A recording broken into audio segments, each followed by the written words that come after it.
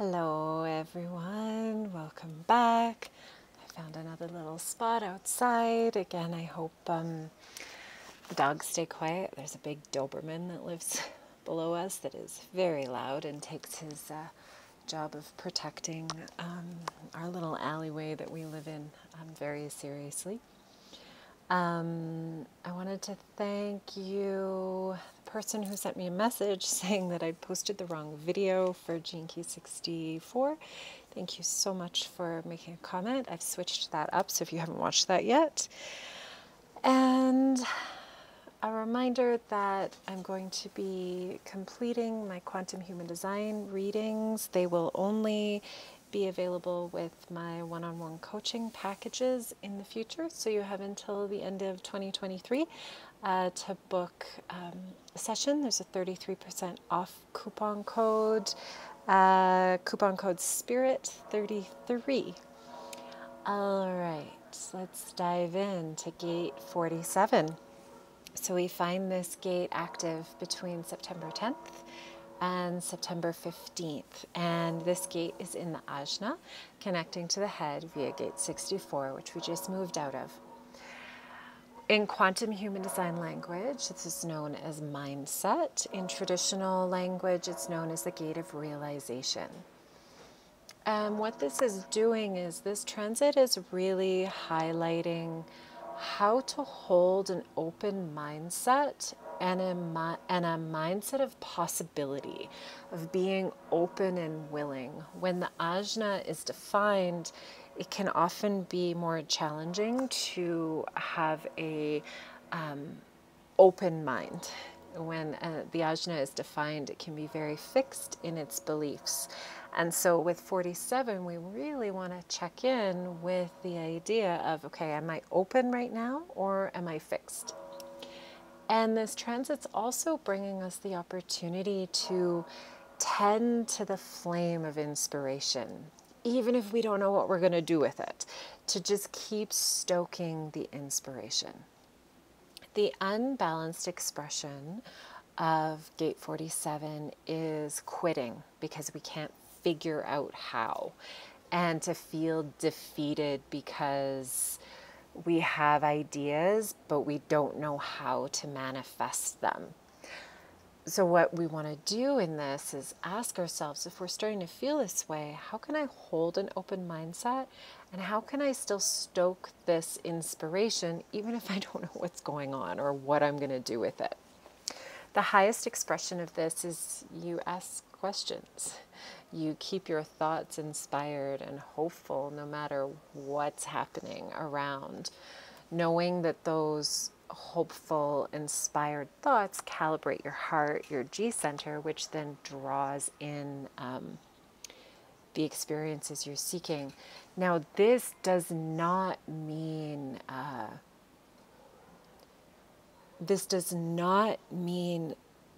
pushing away any emotions or beliefs. It's about turning towards those emotions. So if you're having negative emotions, sadness, grief, frustration, feel them, allow them to move. If you're having doubtful thoughts, ask yourself questions like, what am I actually doubting here? Like, turn towards them and see if you can get curious about them so that you can remain inspired. That inspiration is shut down when we lose curiosity about our experience and about anyone else's experience. So on the Gene Key side, Gene Key 47, we've got the shadow of oppression and the gift of transmutation and the Siddhi of Transfiguration. I really loved contemplating this one. We have these really big beetles here that fly around that look like bumblebees, but they're actually massive beetles.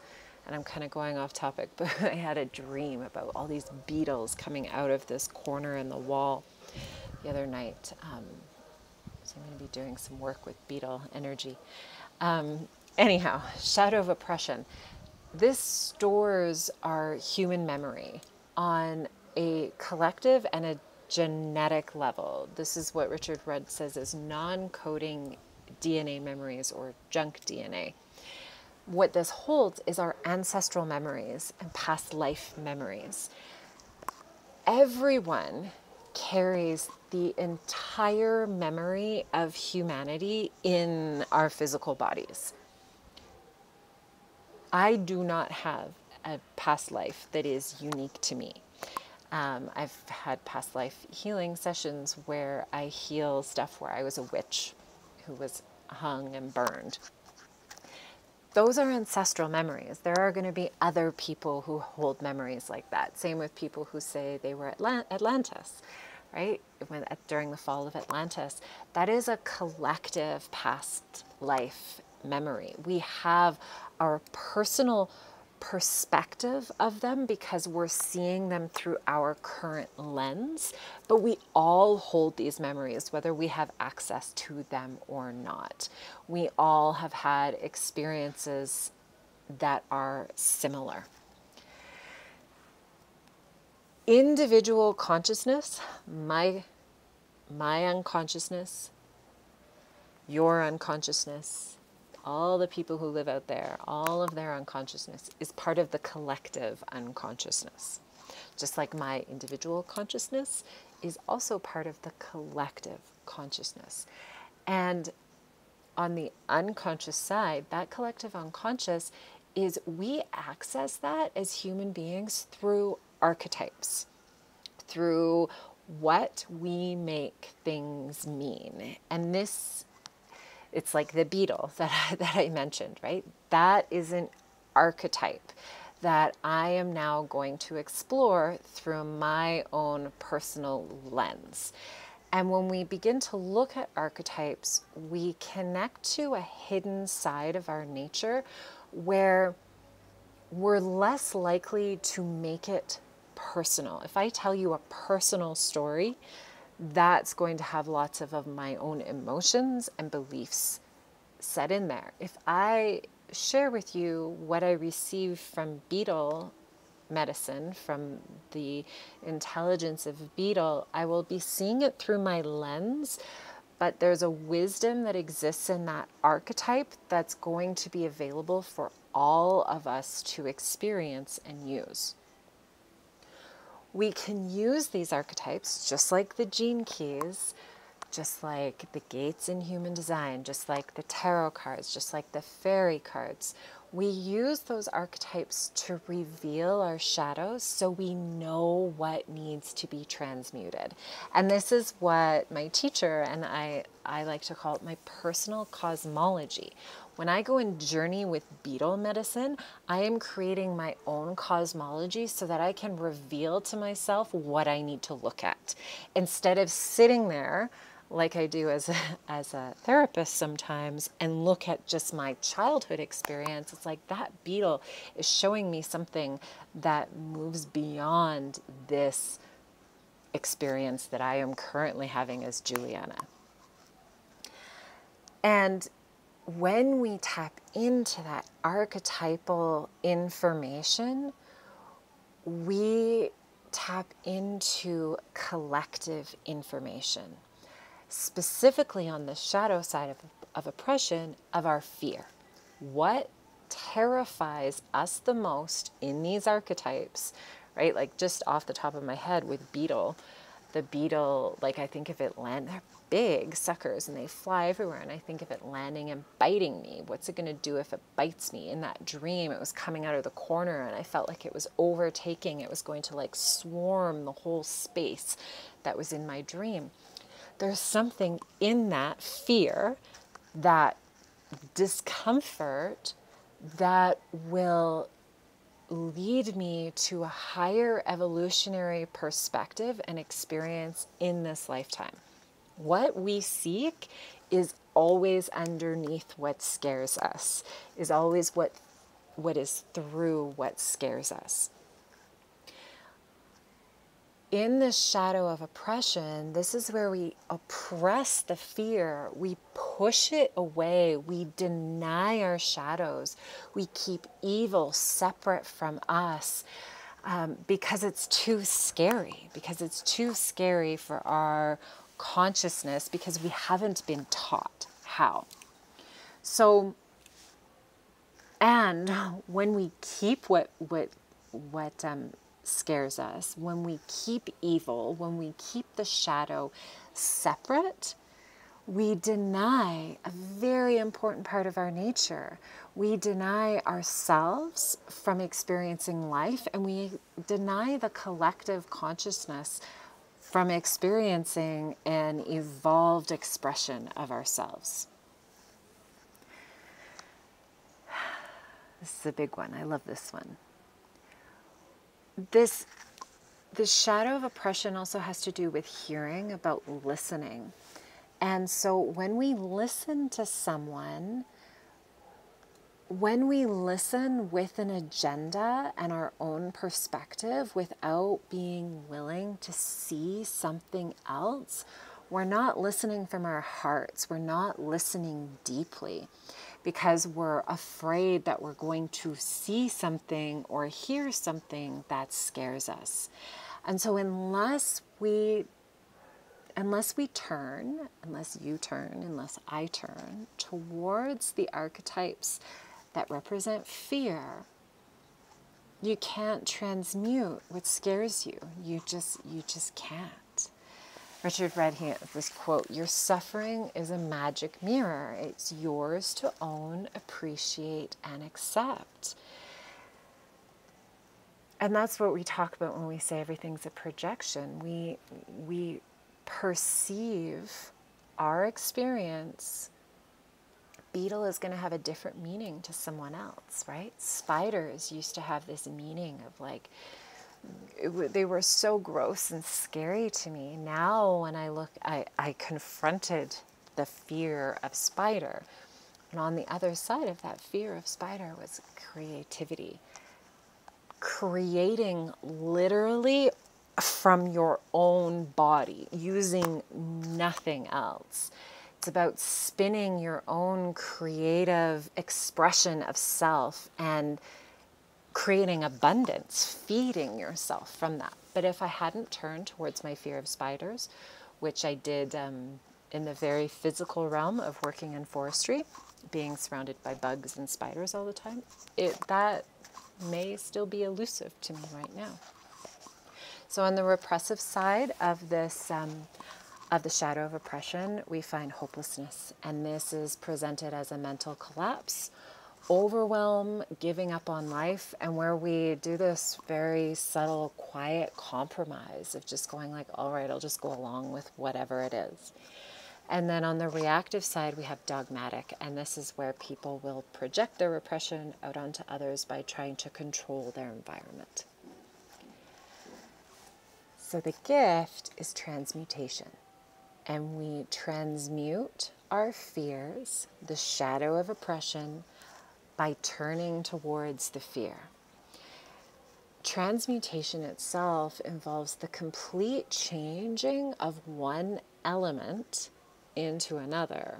Or, like I'm reading in the Kabbalion right now, alchemy was never, well, alchemy has been turned into a magic of turning an element of lead into gold. But it actually, in the Kabbalion, it states that it was actually about changing one thought form, one belief into another. Everything is mental, is what the Kabbalion talks about, meaning that everything is created from our minds, from our beliefs. And so this transmutation is literally, it's talking about changing our beliefs about something, changing what we see when you look at it.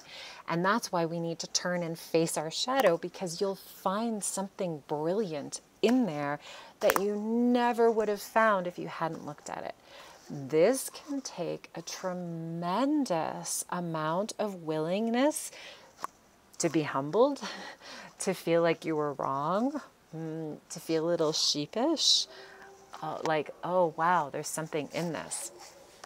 Richard Red describes transmutation as continually hitting the shores of our limitations and then dissolving into something else. So And so this means that we don't have a fixed identity. We just have a belief that we do.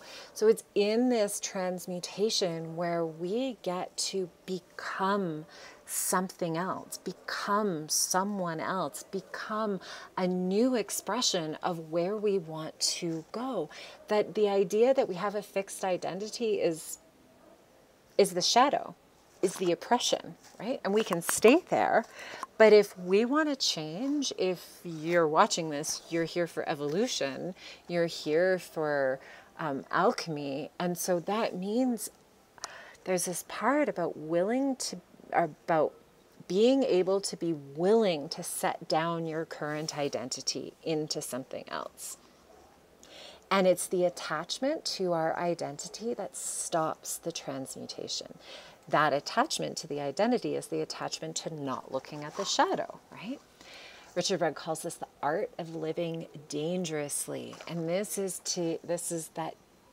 to be dangerous is to detach from our fixed identity so that we can boldly walk into the next available expression of ourselves. And transmutation, evolution, doesn't happen all at once, right? It actually is many small mutations, many small steps over time, which eventually leads to a quantum leap. Sometimes it feels like we're not getting anywhere, but actually all of the work that you're doing, all of the meditation, the contemplation, the creating boundaries, the showing up differently in your life, that all creates many, many, many little steps that lead you to alchemize yourself. I pulled a fairy card around this and the piper came up. And what came from the piper was, which is very typical fae, well, which is the conundrum and the paradox of all life. You don't know what is available to you until you stop looking. You have to stop looking for anything before what is available arises. When you become so attached to what you want to find, you fail to see what else is there waiting for you. Constant presence, returning to presence in each moment, is what brings you into the state of being able to see what else is available. And the piper says it's okay to get distracted, because we all do, because this world is full of beautiful, shiny things, and our minds think about all of these things all the time. And you return again and again and again. It's in the present where you don't have an identity, because you're not thinking about who you are. You are simply being present with self. He also goes on to say it's in the story of archetypes where you awaken to possibility, right? Even here, I use the Piper fairy card as an archetype. I read the book that goes along with it a little bit, but most of the time I just allow the image to speak to me. It's taken a little bit of practice, but that the archetype of the Piper is what allows me to tap into possibility and share this other perspective that kind of comes from what I've read out of the Gene Key book, but also comes from my own intuition and what the Piper represents to me. It's like all paradoxes. It's in the story where you release your identity on yourself. When I turn towards the Piper, I am no longer attached to me and what I want to say about it. I'm asking the Piper. When I journey with beetle medicine, I ask the beetle what it wants to say to me. I journeyed with the mountains of Guanajuato here this morning, and they had information for me that I never would have come up with on my own from my thinking brain, because my thinking brain has an agenda and an identity. It's the archetypes, it's in the story of the archetypes where we open to see what else is possible. Have fun with that one. I'd love to hear your comments. Thank you, as always, for watching, and much love from Guanajuato, Mexico.